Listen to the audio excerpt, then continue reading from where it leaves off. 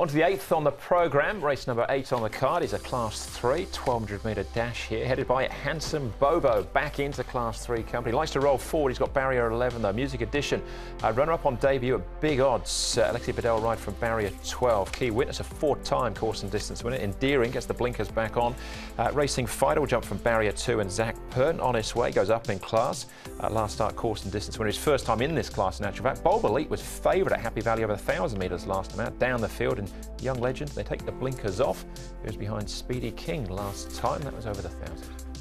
Well, I'm not sure there's a huge amount of opposition here to Handsome Bobo. He may be able to cross these and find the front without too much pressure. Music Edition, will he roll on and try and get outside of the leader and give Endearing 1-1 cover? That's a possibility for sure. You would think Zero Hedge and Racing Fighter, with both Joe and Zach drawing well, to find nice prominent spots in the run. Music Edition, the one we're looking at closest to us. Now he went really well on his debut, and he just got missed on the bob. Since then he's improved with his natural improvement. He looks good here in the mornings and he goes nice. He's just got an awkward draw, number 12, but everything else is going well for him. On his way, I think this horse is going really well. Really liked his last 2 gallops actually. This one, he's changed stables now with David Ferraris. Again, he's drawn a wide gate, but he is a last start winner and he's really come on from that win. So he's on the improve. And here's Young Legend on the outside, very keen down the back. He sort of had a really good hold on him as he was going down. The blinkers will come off him, and he ran a nice 4th last start. All right. Excellent stuff. We're going to start off with Music Edition here. Super run from him on debut for Me Choi. Alexi Bedell will ride on Sunday. Alexi, you rode Music Edition at his first start here in Hong Kong. What was your take on that run? I was very happy because the horse did something very good. I think this horse he's a bit of talented horse, so I'm very happy to ride him, and I have high expectation on him. You've ridden him in a barrier trial since then. Was it just the plan for him to have an easy trial there? Yes, probably. The horse showed good early speed, so even a bit keen, so I didn't want to push him too hard, and I was a bit stuck on the inside that day, but he gave me a good feeling. I was very happy with him. It's a shame he hasn't drawn a good gate. He's drawn out wide again here. Yes, exactly, but I checked the field, and maybe he got decent speed to take a good start and cross, and looking for the fence. So no, I don't think it's a big problem. And your own form, 5 winners after your first month or so here in Hong Kong. Are you satisfied with the way things are going for you? Yeah, I was very happy because good winners came very soon, very early, better than last season. So I'm very happy, and I have good rides and new horses coming, very interesting. So yeah, I'm very happy. As you know, I've been beaten by nose a couple of times, but I'm still very happy. All right, we'll keep a close eye on those horses that are coming up in the near future for Alexi Bedell. That was him talking though about Music Edition. Racing Fighter, Simply Big, and Young Legend we can see in action here.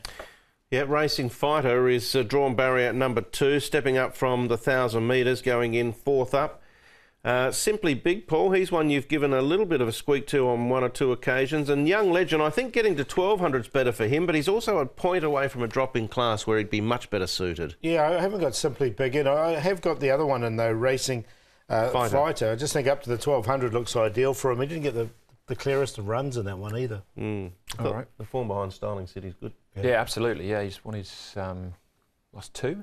Starling City, yeah. Yep. Iron Boy and Zero Hedge. Zero Hedge will get Joe Moreira on board from barrier 1. Yeah, I thought he was ready to win this race, Zero Hedge, but he just sort of flattened out the last 100. You can see that horse in the yellow going backwards. That's Speed Vision, who came out to win. Starlight swamped them all. I guess it was a bit of a blanket finish. It was still an honest performance from Zero Hedge. So from barrier 1, he's one that's hard to leave out. Yeah, I did in the end, but he was one that was on the fringes from his barrier. I think he is better at Happy Valley. He's won 3 there. He has won 1 at Sha Tin, to be fair, though. All right, OK. Last one we're going to take a check on is Honest Way. This is a pretty taking win. He does go up in class as a result. Chad Schofield takes over from Douglas White. And he's improved since this run. His last 2 gallops have really taken my eye. this horse. He's now changed stable. He's with David Ferraris, Chad Schofield, as you mentioned. He's got that awkward draw. I'm going to side with him, though. I think he's a horse that's on the improve. Yeah, I think he's the hardest horse to beat. We spoke about this race earlier, Glittering Armour. The time they recorded here, 1:8.83. Mr. Stunning ran a very similar time on International Day to win the sprint. So on the clock, it's a very good run, that performance. And Michael Freedman did nothing wrong with the horse. He's just getting better with more racing and more maturity. And I'm like Paul. I think whatever beats him will win. All right, it's a good price then at the moment, 8.1. Who have you got on top, Paul? Yeah, I've got him on top, on his way to beat Endearing, another ex-Michael Freedman horse. He's now with John Moore. Douglas White will take them out, and the blinkers go back on him. I think that's a good thing for this horse. Racing Fighter we talked about. I thought he was a good run from him. And Music Edition, one start and just got beaten on the bob. 9, 6, 7 and 2. I'll go exotics though, but if Honest Way stays at that price, it could be a good each way bet. Yeah, and he might well be the bet, Paul, in the race in the end. Look, I went with Handsome Bobo. We saw the speed map earlier. It looked like he might get across, find the lead comfortably. Victor Wong to ride. We saw Victor ride a double on Wednesday night. He's in good form. And I think with a £7 claim, he can take some catching here, Handsome Bobo. And then we heard the interview with Ed talking to Alexi Bedell, and he said he might roll over as well from the outside barrier. So that could be a hindrance to Handsome Bobo, potentially that extra pace challenge. 1973, the numbers in the end. But, yeah, it's sort of wait and see closer to the race to decide on who the best bet is, because Paul might be onto something with Honest Way at that price. He might be the way to go. Yeah, I've got him in for sure. Endearing I went with in the end, though. Blinkers go back and lost a race in the steward's room, 2 starts back. He's clearly in good form. Douglas White will ride. That was race number 8.